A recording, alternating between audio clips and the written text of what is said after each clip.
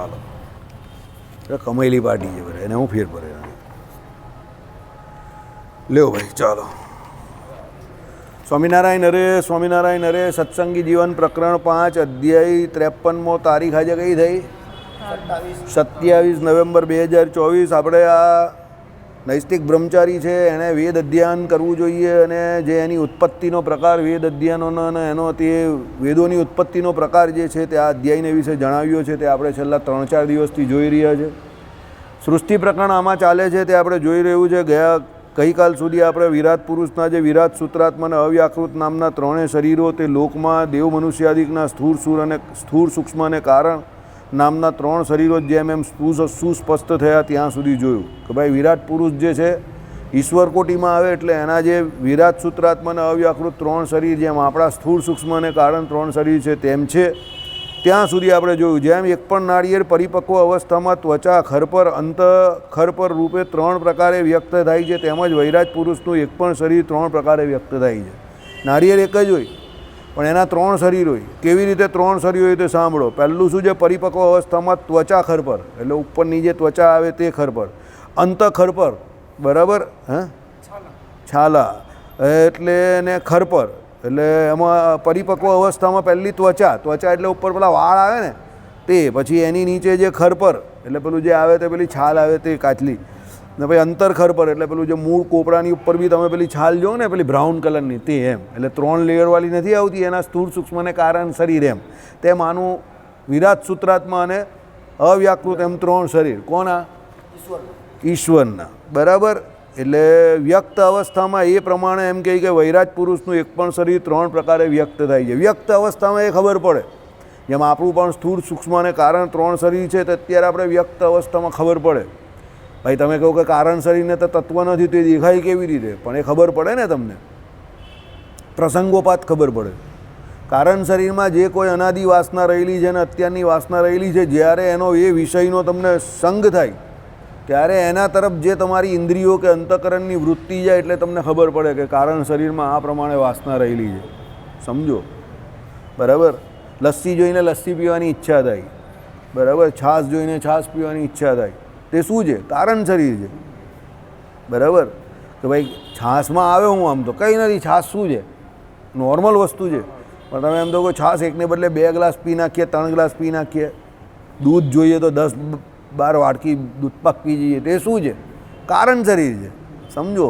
એટલે એનો પ્રસંગ થાય ત્યારે તમને ખબર પડે કે આ વસ્તુની તમને વાસના છે બરાબર. બધાને અલગ અલગ પ્રકારની વાસના હોય. છેલ્લે એવી વાસના હોય માનપાનની વાસના હોય. તો માનપાનની વાસના કેવી રીતે હોય? તો દેખાય નહીં, પણ જાહેરમાં કોઈ બોલાવે તમને ને માનપાન આપે, હાર બાર પહેરાવે એટલે તમને બહુ ફાવી જાય, તમે ખુશ થઈ જાઓ, હા એ મને કેટલું માન આદર સત્કાર આપ્યો.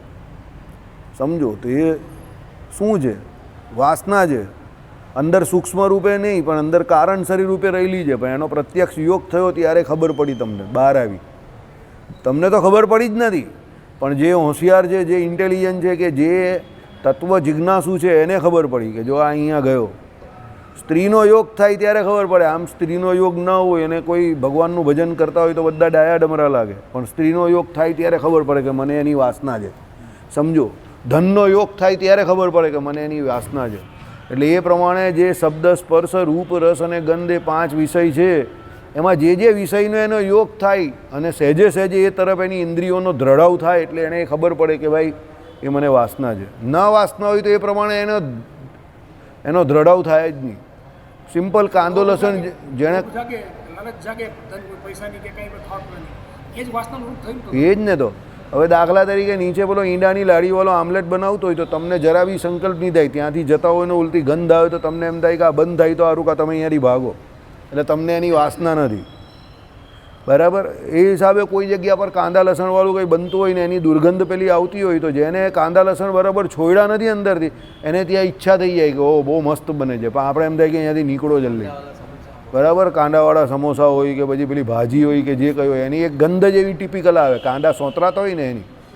પણ જેને વાસના નિર્મૂળ થઈ ગયો એને એ દુર્ગંધથી જ બીક લાગે.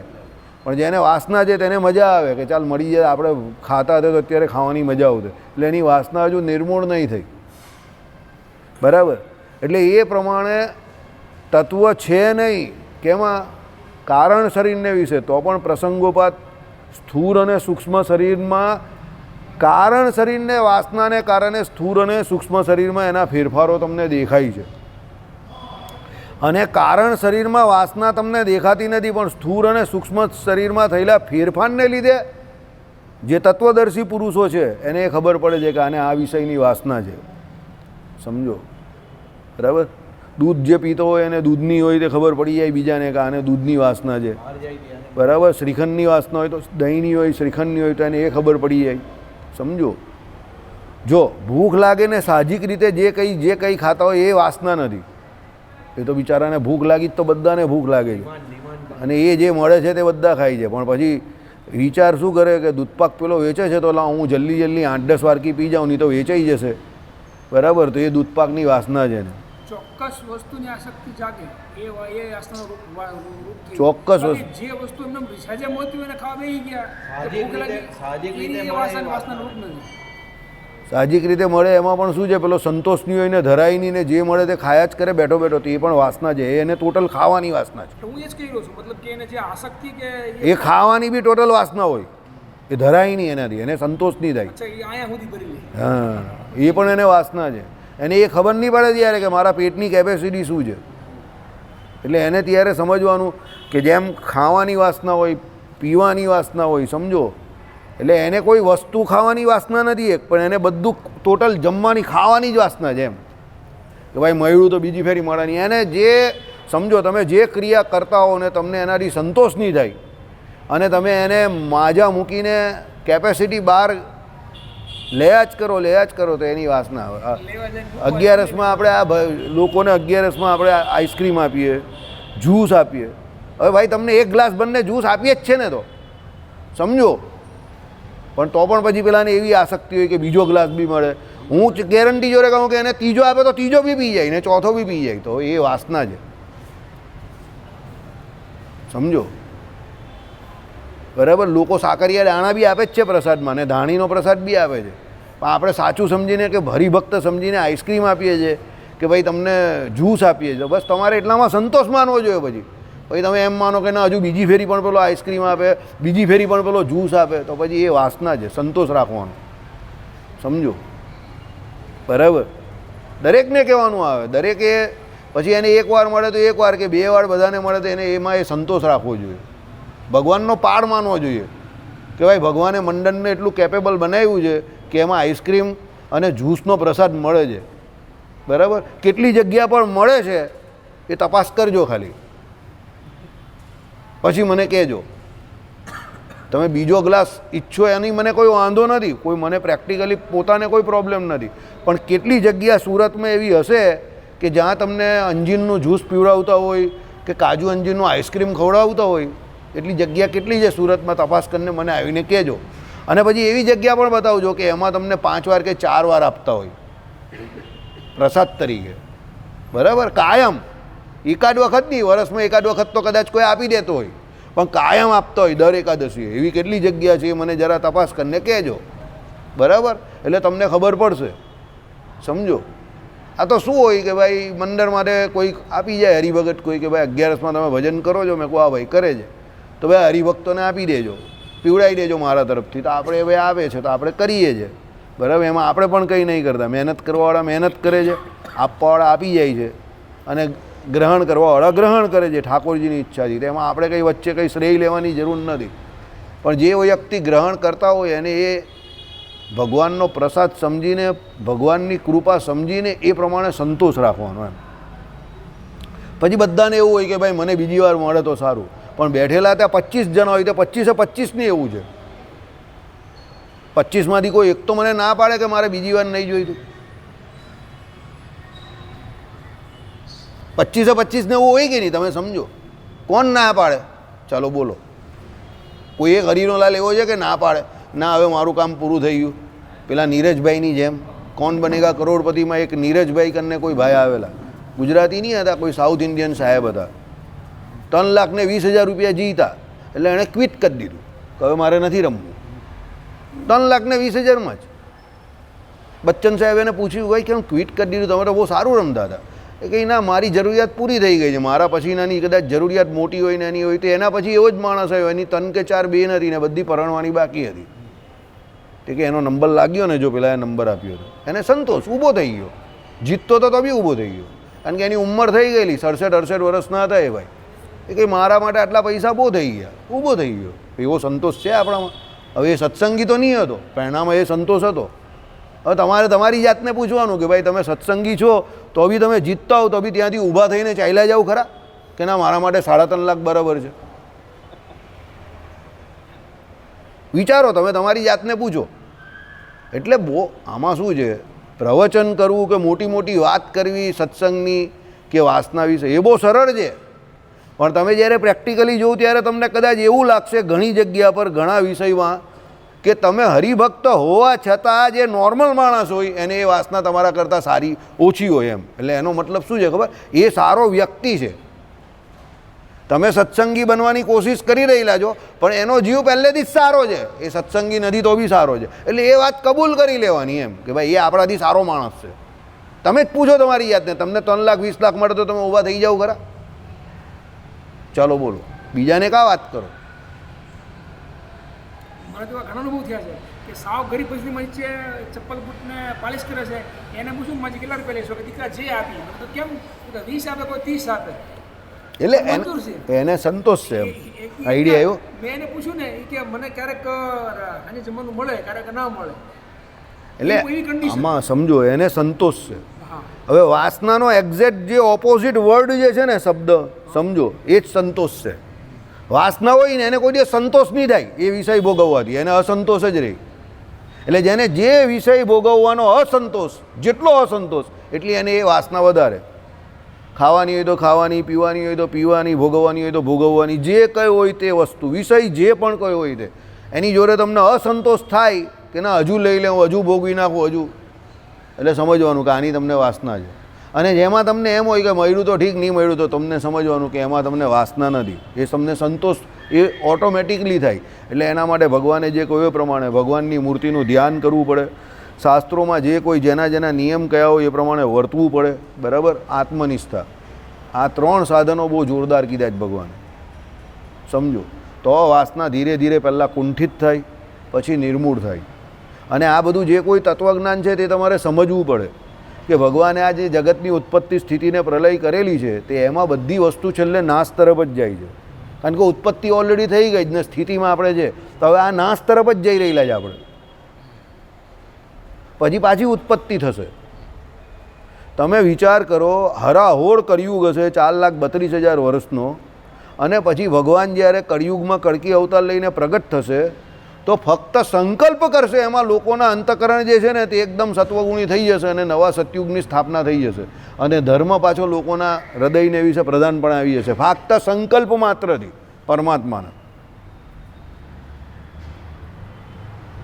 જેમ અત્યારે લોકોના અંતકરણ નબળા થઈ ગયા જ ને કળિયુગને વિશે, તેમ સતયુગમાં ફક્ત ભગવાનના સંકલ્પથી બધાના અંતકરણ પાછા સતયુગમાં જેવા થાય તેવા થઈ જશે.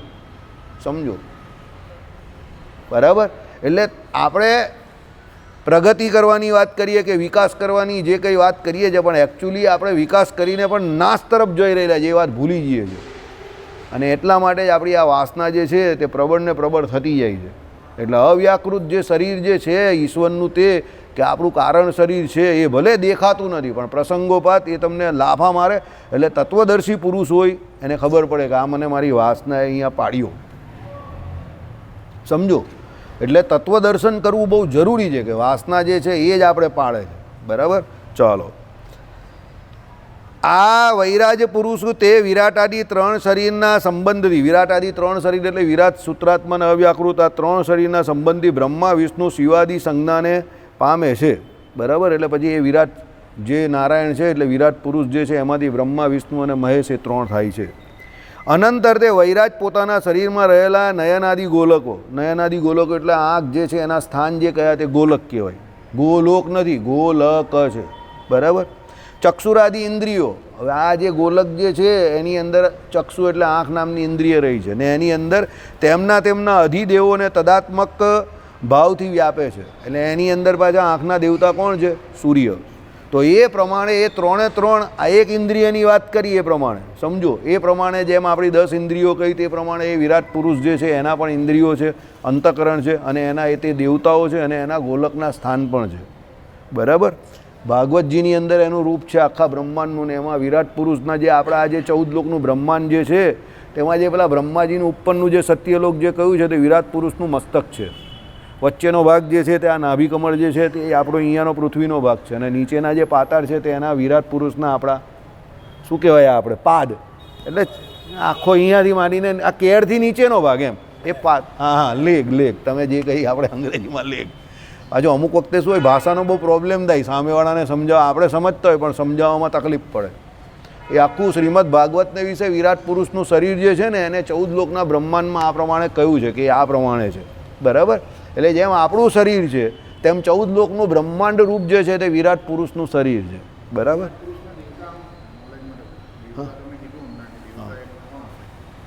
આપણા જેમ આપણા આંખમાં જે સૂર્ય આદિ દેવતા તે વિરાટના બી એ જ હોય. જે બધું આપણામાં છે તે બધું એમનામાં છે જ. હા, જેટલું પિંડમાં બધું જેટલું આપણા પિંડમાં છે એટલું બ્રહ્માંડમાં છે. આપણું બસ આપણું અલ્પ છે. હા, આપણામાં સૂર્યનારાયણ જે પ્રકાશ કરે ને તે સમજો આપણી આંખની કેપેસિટી પ્રમાણે પાત્રતા પ્રમાણે કરે, એટલે આપણામાં ઓછો એમાં વધારે. હવે તમે સિમ્પલ એક વાત છે, આખા રૂમને પ્રકાશમાન તમારે કરવું હોય તો એના માટે હેલોજન સળગાવવો પડે, અને મોટા કેપેસિટીવાળા જોઈએ ને. આપણા પેલા સાહેબ એન્જિનિયર સાહેબ આવેલા નથી આજે, સમજો. એ ગયા બિયાસ ગયા છે, બિયાસ ગયા, બિયાસમાં સત્સંગમાં ગયા છે, પંજાબ બિયાસ 15 દિવસ માટે સત્સંગમાં ગયા છે, ત્યાં એમનો પાટોત્સવ છે. બરાબર. એટલે હવે આમ કેપેસિટી મોટી હોય તો એટલો મોટો બલ્બ જોઈએ ને એને સળગાવવા માટે. નાનો રૂમ હોય તો નાનો ફિલામેન્ટ ચાલે. તેમ સૂર્યનારાયણ જે છે તેમણે આખા બ્રહ્માંડને પ્રકાશમાન કરવાનું છે, તો એ સૂર્યદેવ જે છે તે બ્રહ્માંડને પ્રકાશમાન કરે છે, તો એમાં કેટલી કેપેસિટી છે. તમારા ઘરમાં અંધારું થાય તો તમે દીવાથી બી પ્રકાશ કરી શકો, કે અત્યારે આ નવા જમાનામાં જોવું તો આ ટ્યુબલાઇટ એકચ્યુઅલી એ શું છે, પ્રકાશ જ છે ને, સમજો.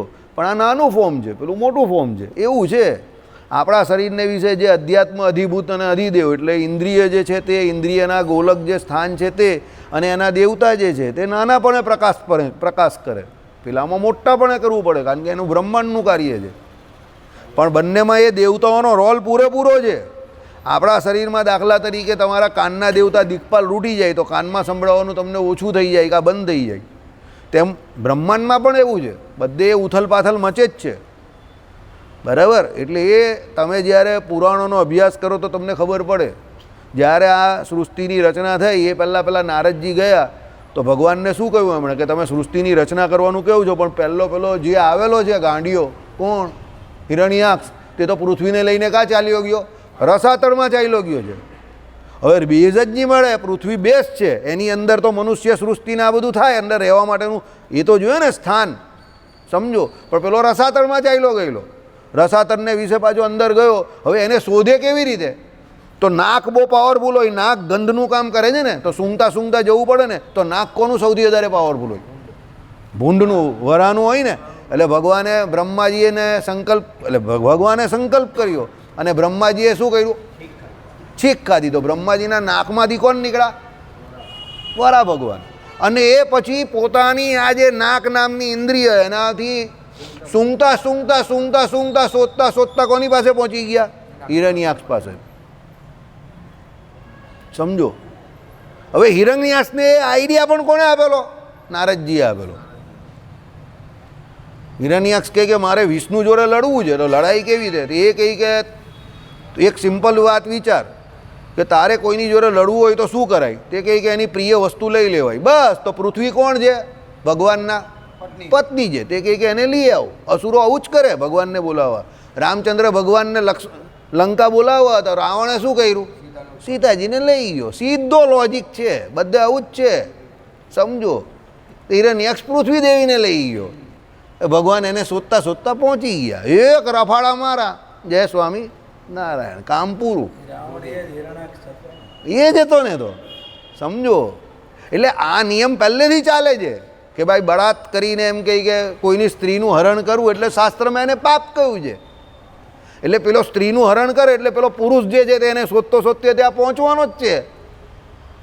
આજે કદાચ અમુક કેસમાં પેલો ન પણ જાય, પેલાને થાય કે ચાલ ભાઈ ભલું થયું, બરાબર. હા, એ આ આસુરી બુદ્ધિ, આ આસુર કોઈની આસુરી બુદ્ધિ છે ખબર કેવી રીતે પડે? સ્ત્રી હોય કોઈની એ હરી લે, કોઈના રૂપિયા હરી લે, કોઈની જમીન પર કબજો કરી લે. આ અસુરનું મેઇન લક્ષણ છે. એને કાંઈ સારી બુદ્ધિ થોડી આવે. એ ભજન કરીને તો ભગવાનને પ્રાપ્ત કરી નહીં શકવાનો, કારણ કે બુદ્ધિ તમો ગુણી છે, એનો ખોરાક તમો ગુણી છે, સમજો. એ થોડો ભજન કરવાનો છે. એ આવું જ કરે, ગૌ હત્યા કરે. આ બધા અહીંયા જે આ રહેનારા છે, આ બધા જે આ નવું માર્કેટ આખું, તે બધા ગૌ હત્યા કરે. નક્કામાં માણસ અત્યારે ભાડેથી રહી છે. ભવિષ્યમાં તમે જોજો આ બધા ઘૂસી જશે, ગેરંટેડ ઘૂસી જશે. લખીને આપું, તમે સમજો, બરાબર. એવું જ હોય, કારણ કે આ બધાનો ખોરાક આવો તમો ગુણી માણસો, આસુરી માણસો, બરાબર. ને 1000 રૂપિયા ભાડા માટે આ લોકોને ઘુસાડાય નહીં ઘરમાં. આપણા લોકોમાં એટલી બુદ્ધિ જ કા છે, સમજો, બરાબર. 1000 2000 ભાડે વધારે આપે એટલે બધાને આપી દીધી, 1-2 હજાર માટે મહિનાના. આ લોકો રૂમના 5,500 6,000 આપે. આપણો ઓલો ગુજરાતી હોય તો 4,000 આપે. બસ તે 1-1.5 હજાર રૂપિયા વધારે મળે એટલે આ બધા ઘૂસી ગયા. મમતા બેનર્જીના માણસો, બધા મમતા બેનર્જીના માણસો, લીગલ ઇલીગલ બેવ. પાછા પેલા પણ એની આગળના બી હોય જે હા બધા જ હોય. નીકળે હમણાં આવેલા ને સર્વે કરેલો ત્યારે એ પણ ઘણા બધા હતા. આખું કૌભાંડ પકડાયેલું, અહીંયાનું જ પકડાયેલું, પેપરમાં આવેલું, સ્કેન્ડલ હતું આખું.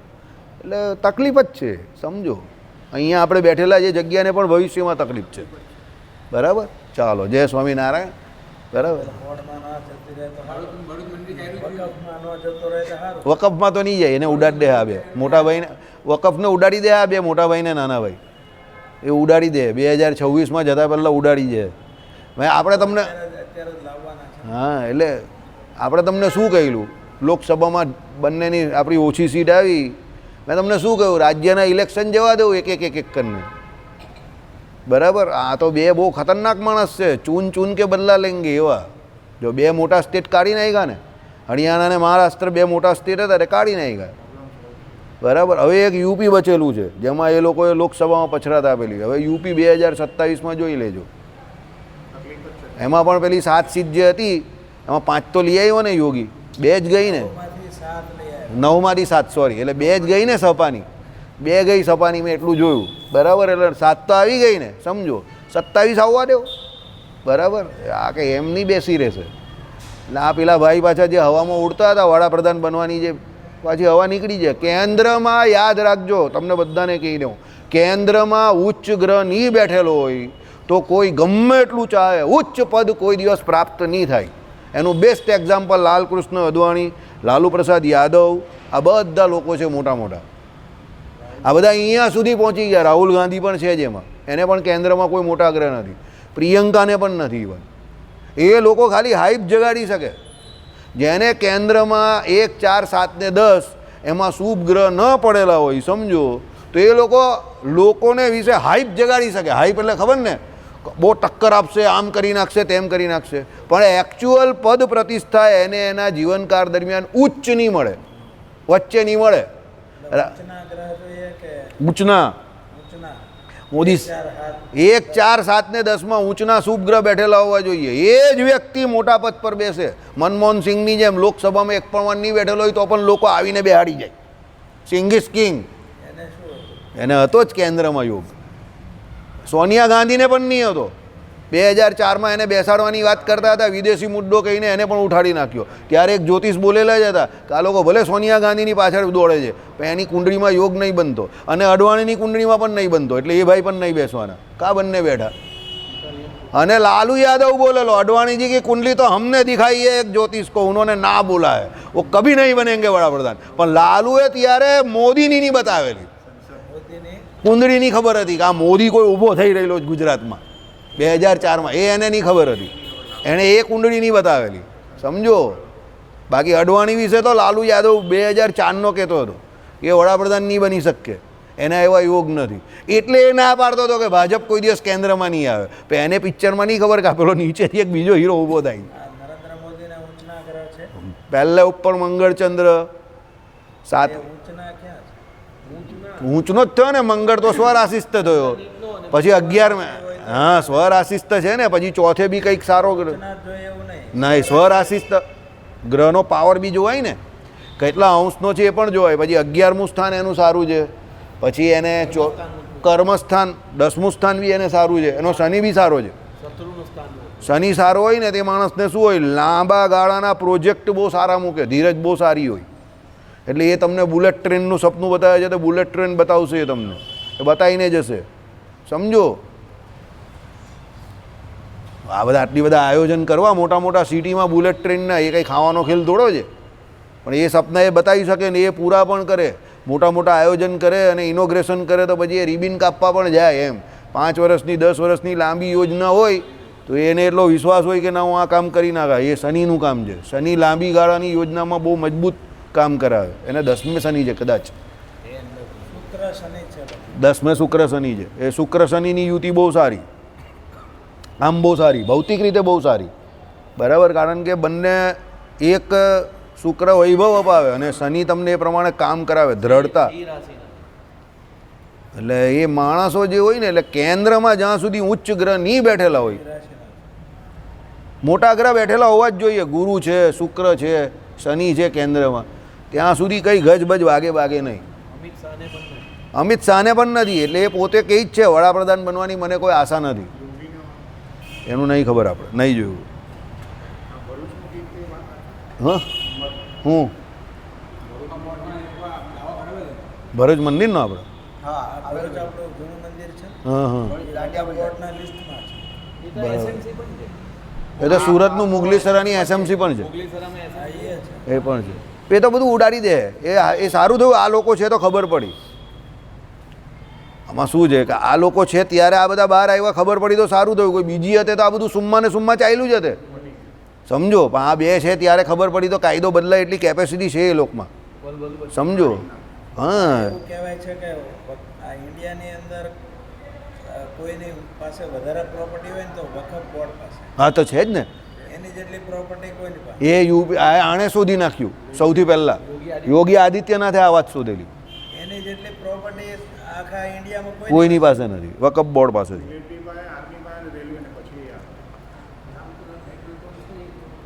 વકફ બોર્ડમાં છે. એ તો હોય ઘણી બધી જગ્યા છે એ લોકો પાસે, બધી જગ્યાએ. પણ એ તો બધી ચાલી જશે. એ તો આ લોકો નહીં થવા દે, ની ગજ વાગવા દે, આ બે ની ગજ વાગવા દે. સમજો, એ કાયદો જ ઉડાડી દેશે. ઈવીએમ મશીન આમ છે ને તેમ છે, કેટલી બધી લોકોએ બૂમ પાડી, કંઈ થયું? ઈવીએમ પર જ થાય જ ને, નહીં કરવા દે. ચાલો, એટલે શું છે, અનંતર તે વૈરાજે પોતાના શરીરમાં રહેલા નયનાદિ ગોલકો, ચક્ષુરાદિ ઇન્દ્રિયોને તેમના અધિદેવોને તદાત્મક ભાવથી વ્યાપે છે, એટલે અધિષ્ઠાન કરે છે. એ તમને સમજાવી દીધું આપણે કેવી રીતે, એક આંખના ઉદાહરણથી. તેઓ પણ વૈરાજ પુરુષ જ્યારે ઉત્થાન આદિ ક્રિયા કરવા સમર્થ થયો નહીં. હવે આ મેઇન મધ્યનું કેટલામું વચનામૃત? 34મું. શું આવ્યું? આ ઇન્દ્રિય અંતકરણના દેવતાઓ બધા આવી ગયા. મધ્યનું 31મું, 34ની, બરાબર. તો પણ શું થયું કે ભાઈ એનો ક્રિયા કરવા માટે સમર્થ થયો નહીં. બધું આવી ગયું તો પણ આપણે જે કાયમ વાત કરીએ છીએ તે કે ભાઈ તમે બહારથી જોવ તો આ સ્થૂળ શરીર, એની અંદર જાઓ તો સૂક્ષ્મ શરીર, એની અંદર જાઓ તો કારણ શરીર, એની અંદર જાઓ તો જીવ, પણ એની અંદર રહેલા પરમાત્મા. ભાઈ બધું છેલ્લે પરમાત્માના હાથમાં કે એ જીવે આ શરીરમાં કેટલો સમય રહેવું, કેવી રીતે રહેવું, અને ઇન્દ્રિયો અંતકરણ જે કંઈ છે તેને કેટલું કામ કેવી રીતે કરવું. જીવ પોતે જ્ઞાન સ્વરૂપ ખરો પણ સ્વતંત્ર નહીં. એ અંદર કેટલા સમય રહેવું તે જાતે નક્કી નહીં કરી શકે. નહીં તો કોઈ મરે જ નહીં. પેલો કહે હું તો અંદર રહેવાનો, મારા બાપનું છે આ તો. નહીં શોધી શકે. ભગવાને જે કરેલું છે ને, આટલા બધા ભગવાને જે કરેલું છે ને જાતે, એમાં વિજ્ઞાન કંઈ નહીં કરે. જે અહીંયા છે એમાં શોધખોળ કરીને વિજ્ઞાન બધું કરે છે. સમજો, પણ જે ભગવાનના થંબ રૂલ છે એમાં વિજ્ઞાન કંઈ નહીં કરી શકે. બનાવી દીધું, પણ એ તો રસ્તો ભગવાન કાઢે ને પાછા. એની અંદર વાયરસ થઈ જાય એવું, પણ ભગવાન કોઈ વાયરસ એવું શોધશે કે એ વાયરસથી પાછું એ મરી જાય. એ ભગવાનના હાથમાં જ, ભગવાનનો કાયદો.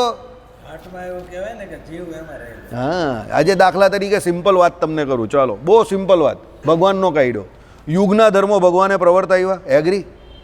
ચાલો, સતયુગમાં માણસ કેટલું જીવતો હતો બોલ્યું મને? પછી એના પછી કયો યુગ આવ્યો? કેટલા વર્ષ જીવતો હતો? 10,000 વર્ષ.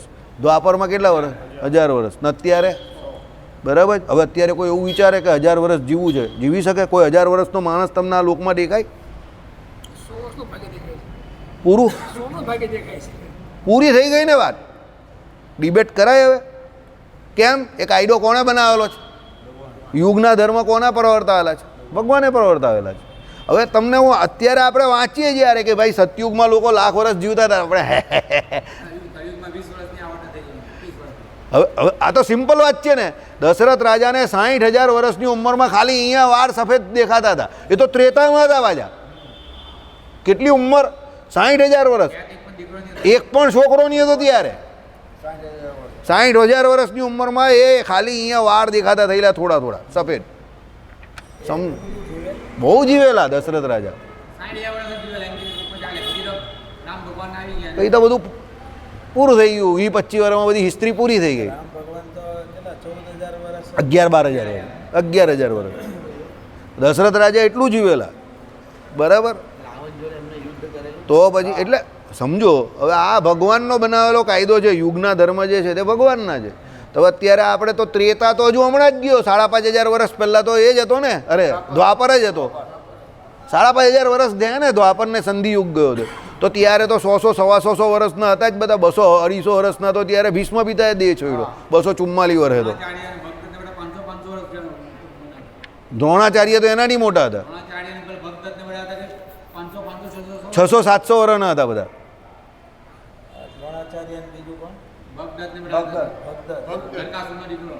કેટલા એ બધા? 500-550.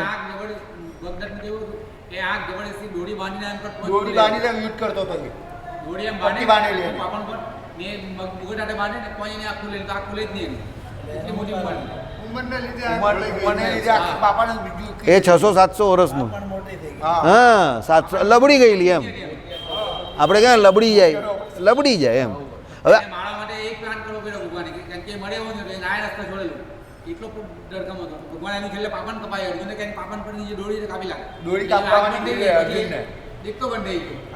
હવે એ 700 વર્ષના હતા ને એ ટાઈમ પર, સમજો. એટલે હું તમને શું કહું, અહીંયા જે છે ભગવાન તો ભગવાનના કાયદામાં કઈ અહીંયા જે છે ને એમાં વિજ્ઞાન શોધ કરી શકે. ના નહીં પાડતા આપણે. ભાઈ પાણી ઓલરેડી અહીંયા છે. તો વિજ્ઞાનવાળા શું છે કે ભાઈ એ આર્ટિફિશિયલ પાણી બી બનાવી શકે, કારણ કે ઓલરેડી પાણી છે તો એને ઇમિટેટ કરી શકે. પણ જ્યાં ભગવાનનો કાયદો છે કે આ જીવને જે અંદર રહેવાનું છે તો હું ડિસાઈડ કરું છું, તો પછી કોઈ 1000 વર્ષનો નહીં થાય. એ ગમે એટલા પેલો સેમ પિટ્રોડા છે ને પેલો, કમાલ છે સમજો. હૃદયના વિશે તો જીવ રહ્યો છે. પણ આપણે સમજો એ આજે એક વાત કરીએ કે હાર્ટને એવી રીતે ડુપ્લિકેટ બનાવવું કે ભાઈ આર્ટિફિશિયલ બનાવવું એ કમાલ છે. પણ પહેલાં આપણે જ્યારે બેકમાં જઈએ તો નાનો એવો કોષ જે છે એની અંદર મંથન કરીને ઋષિમુનિઓએ આખો પેલો પૃથુ તો પછી આવ્યા, એ પહેલાં વેણ, તો વેણ નહીં બની ગયો તો આખો એક એના પેલો મરેલો જે હતો બરાબર, એના કોષમાંથી મંથન કરીને આખો એક નવો વ્યક્તિ બની શકતો હોય. ક્યારની વાત છે આ તો? ઓહો, કરોડો વર્ષ જૂની વાત હે. તો પછી અત્યારે તો સાહેબ આપણે ખાલી તમે હાર્ટની વાત કરો છો તો પોસિબિલિટી ખરી જ ને. તો એ ઋષિમુનિઓ સાયન્સની દ્રષ્ટિએ કેટલા બધા બળવાના છે કે પેલો મરેલો માણસ એનો કોષ એની ઉપર મંથન કર્યું, ભાગવતમાં કહી છે. અને એમાંથી પહેલો તો પેલો નીકળો તે નક્કામો નીકળો, એ પેલો આપણા જંગલમાં રહે ને આદિવાસીઓને એ બધા એ લોકોનો એ જે એ નીકળ્યું. અને પછી બીજી વખત જ્યારે થયું ત્યારે ભગવાન પૃથુ આવ્યા. સમજો, આ તો ભાગવતની જ વાત છે. એટલે આમાં કંઈ ગપ્પમ ગપ્પે ગપ્પા તો છે નહીં. અને પૃથુ અવતાર જે છે તે તો ભગવાનનો જ અવતાર છે, બરાબર. તો પછી યાર અત્યારે તો આપણે વિજ્ઞાન કા એવું કા પહોંચ્યું છે કે મરેલા માણસના કોષ પર મંથન કરે, બીજો માણસ પેદા કરે, એવું તો વિજ્ઞાન કા ગયું છે. એટલે વિજ્ઞાનની દ્રષ્ટિએ જોવા જાય તો આપણા ઋષિમુનિઓ બહુ આગળ હતા. ત્યારે બી સર્જરી થતી હતી, ત્યારે બી ઘા ઉપર રૂજ આવતી હતી ને એમાં એવી બધી જે કોઈ જંગલોમાં જડીબુટ્ટીઓ ને એ જે કંઈ હતી તે હતી. અને એ પ્રમાણે સાહેબ મારાથી વધારે જાણે કે એમની ઉપર તો કે ભાઈ એને લગાડવાથી પેલાના ઘા રૂજાઈ જતા હતા. મહાભારતના યુદ્ધમાં જ એવું હતું. આખા દિવસ પેલાને બાણ વાગે અને આખા દિવસ પેલા ક્ષત્રિયને અંદરથી લોહી નીકળતું હોય, રાત્રે પેલા જે વૈદ હોય એ જડીબુટ્ટીઓને બધું લગાવે, પેલાના બધું મસ્ત સૂઈ જાય અને સવારે ઉઠે સૂર્યોદય પર, અર્ધ્ય બર્ધ્ય ચડાવે, સંધ્યા બંધ્યા કરે, 9 વાગે યુદ્ધ માટે તૈયાર, આવી જાય કુરુક્ષેત્રના મેદાનમાં. શૈલ્યકણની જે ઔષધિ હતી બધા શૈલી અંદરથી નીકળી જાય. હવે એક રાતમાં પેલાને આખો દિવસના કેટલા બધા બાણ વાગેલા હોય, કેટલું બધું થયું હોય, બધું નીકળી જાય એટલે એ પાછો સારો થઈને તાજો માજો થઈને લડવા આવી જતો હોય. તો વિજ્ઞાન ત્યારે આગળ હોય તો જ એવું થતું હોય ને, સમજો. અત્યારે પણ એવું નહીં થતું. અત્યારે કોઈ એવી એન્ટીબાયોટિક નહીં આવતી કે આ એક જ દિવસમાં તમને ઘા બધા હીલ થઈ જાય. અત્યારે નથી. હવે આ વાત તો 5,500 વર્ષ જૂની જ છે, કાં વધારે છે. એટલે આમાં શું છે, આપણે બધું સાંભળીએ છીએ, આપણે આસ્તિકતા પણ છે, પણ આપણું જે એમાં એનાલિસિસ એટલે મંથન જે થવું જોઈએ ને એ નથી. એટલે આપણે આ બધે આવું થઈ જાય ઘણી વખત. બાકી હજુ બહુ બચ્ચું છે વિજ્ઞાન. તો આપણે એકચ્યુઅલી જોવા જઈએ તો વિજ્ઞાનમાં નાના થઈ ગયા છે. આવિષ્કાર ભલે આપણે અત્યારે મોટા લાગે છે પહેલાં કરતાં, પણ વિજ્ઞાનની દ્રષ્ટિએ જોવા જઈએ તો આપણા પૂર્વજે ઇતિહાસ જે હતા એ જોઈએ તો આપણે નાના થયા છે. હજુ બહુ મોટા આગળ વધવાની બહુ જરૂર છે. પુષ્પક વિમાન તો રાવણ લઈને આવેલો, કોનું હતું એ? કુબેરનું હતું, બરાબર છે. અને એ લઈને આવ્યો ને એમાં સીતાનું હરણ કરી ગયો.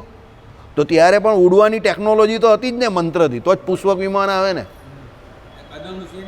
કરદમ ઋષિએ તો બહુ જોરદાર, અત્યારના જે વિમાન પેલા આવે ને અંદર જ સાવર ને અંદર જ નાહવાનું, એવું વિમાન કરદમે તો બનાવેલું. હું કેટલા વર્ષોથી એ પ્લાનિંગમાં છું કે આપણે એવું કંઈ વિમાન હતે તો કામ થતે.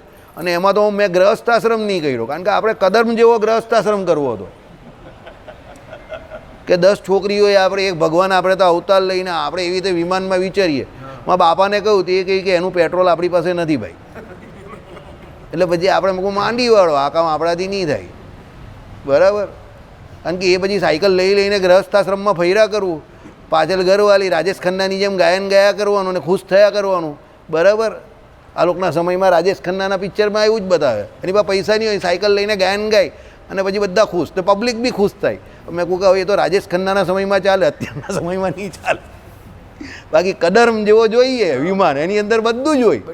અને પાછા કદર્મ કેવા ભૂલી જાય પાછા વાતે વાતે, પાછા જેવા ધ્યાનમાં જાય એટલે પેલી એની સેવા કરતી હોય તો એને પૂછે ભાઈ તમે કોણ છો આ સેવા કરો? તો હે પેલી કહે કે હું તમારી પત્ની છું. પણ હે એવું છે? તે કહે કે હવે તેમ કે ગ્રહસ્થાશ્રમ તમારે કરવાનો છે, એની આશામાં હું તમારી સેવા કરું છું. એમ કે એવું છે, ચાલો તો ગ્રહસ્થાશ્રમ કરીએ. તે કહે કે આપણો તો ગ્રહસ્થાશ્રમ પણ જોરદાર હોય ને, તેણે તો મસ્ત વિમાન બનાવી દીધું. લે હવે હું એ પ્લાનમાં હતો પણ હવે કંઈ વિમાન કંઈ બન્યું નહીં. મારા બાપા જપ તો બહુ કરતા હતા, કંઈ વિમાન બન્યું નહીં એનાથી. મેં કહું તમારા જપ બી તમારી જોડે ચાલ્યા જવાના, એટલે મેં કહું આપણે સાયકલ પર કામ નહીં કરવું, બરાબર. ચાલો એટલે રહી ગયો હું. પછી મારી જોડે આ પણ રહી ગયો, બે રહી ગયા. આવું છે ભાઈ. કદર્મ જેવું કોઈ વિમાન તમારી કોઈ બનાવે તો કહેજો, બરાબર. ચાલો સાહેબ. કરદમ અહીંયા હતા, હવે આ બધા યુરોપ ને અમેરિકામાં છે. હા તો છે જ ને, એ લોકો ટેકનોલોજીથી બનાવે છે. અહીંયા આપણે કાંઈ નથી. એલન મસ્ક શું છે? એલન મસ્ક આજનો કદમ છે, એને ટેકનોલોજીથી બનાવ્યું, ઉપર ઉડે એવું, અવકાશમાં પહોંચે એવું, જે કંઈ યંત્ર. હમણાં એક એવું પ્લેન એ બનાવી રહ્યો છે 1 કલાકની અંદર દિલ્હીથી અમેરિકા.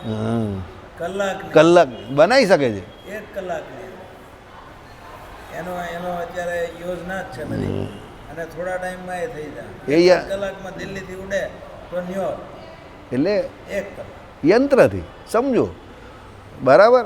બને, બધું શક્ય છે ને. આપણા ઋષિમુનિઓએ કામ કરતા જ હતા. એના માટે શું જોઈએ? સૌથી પહેલાં સમજો, આપણે કોઈ હસવાની વાત નહીં કરતા, ઉપાસના જોઈએ. અને ઉપાસનાની દ્રઢતા જોઈએ તમારામાં, એની સાથે એકાંતિકપણું જોઈએ. તમારા ધર્મમાં તમે પૂરેપૂરા અડગ જોઈએ. કદર્મનો આટલો મોટો વૈભવ એમના ગ્રહસ્થાશ્રમનો આપણે તમે કહ્યું તો બધા ખુશ થઈ ગયા. પણ એ કદર્મને જ્યારે 9 દીકરી થઈ તો એ ગ્રહસ્થાશ્રમ છોડવા માટે કેટલા અનાસક્ત તૈયાર થઈ ગયા તરત જ કે ચાલો જઈએ. પછી એમના પત્ની એમને રોકીએ. ગ્રહસ્થાશ્રમ મોટો છે એ તો એનો તો એવા લોકોનો હોય જ, એ તો હોય જ, યાદ રાખજો. કારણ કે આવું બધું હોવા માટે શુક્ર જોઈએ બહુ ઊંચનો. હવે શુક્ર જ્યારે બહુ ઊંચનો સાથે આવે ને તો એની જોડે બીજું બધું પણ લઈને આવે. સમજી ગયા ને તમે? શું લઈને આવે તે તમે સમજી ગયા, સ્માર્ટ છો. એટલે જ્યારે હવામાં ઉડવાનું ને આવું બધું એનો શુક્ર બહુ બળવાનો હોય, સમજો. આપણા સામાન્ય શુક્ર જેવો નહીં હોય, બહુ શુક્ર બળવાનો હોય. મીનનો શુક્ર ઊંચનો હોય એવા લોકોને, એટલે ને પાછા અંશ બહુ પરફેક્ટ હોય, એટલે એ એક વસ્તુ નહીં આપે. વિમાનમાં ઉડે એની જોડે પાછા આકૃતિ પ્રકૃતિ જે કહ્યું હોય તે બધી સાથે સાથે આવે જ, બરાબર. એટલે એ બધું હોય ચાલ્યા કરે. બહુ આપણે એમાં પડવા જેવું નથી. બરાબર. શ્રીપતિમ શ્રીધરમ સર્વદેવેશ્વરમ ભક્તિ ધર્મ વાસુદેવમ હરે માધવમ કેશવમ અશોક